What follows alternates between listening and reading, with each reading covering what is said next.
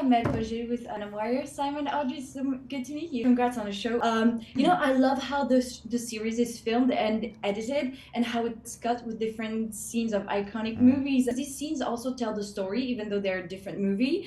I was just wondering how that process was like for you, choosing the right scenes and also in the writing process. When you were overseeing the script, how did that help you, just tell the story, and when did you know where you wanted to put them? Well, it's interesting, those classic Hollywood movies, and obviously the noir movies of the 40s and the 50s, so inform and inspire the series.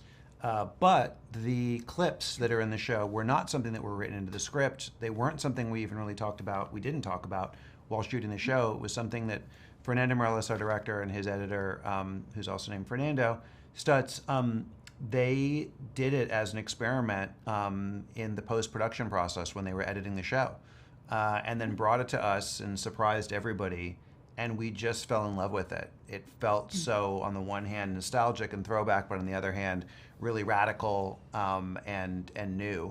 And so it became part of the grammar and the vibe and the tone and the style of the whole series going forward. Well, that's so interesting. And, I love how this show is also an homage, a tribute to the entertainment industries and to movies in general. And I just love at some point that Sugar says that he doesn't like drinking. He likes the romance of it, because in old movies it was very glamorous to be drinking. And I just think it's a testimony of how big of an impact movies can have on our everyday lives. And I was wondering if you two also have a little thing, a little habit maybe in your everyday lives that you owe to a movie.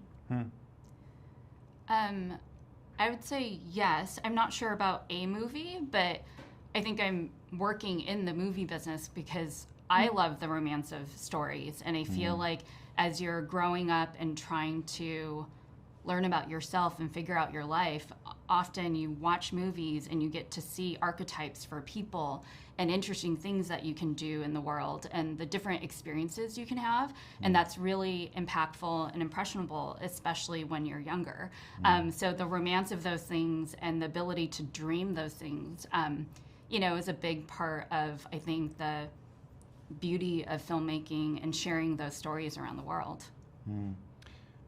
Yeah, I mean, I grew up, like so many of us, on movies, in the sense of, I think that movies taught me more about being a man, being American, being, a friend, being a partner and a lover, than certainly my parents did.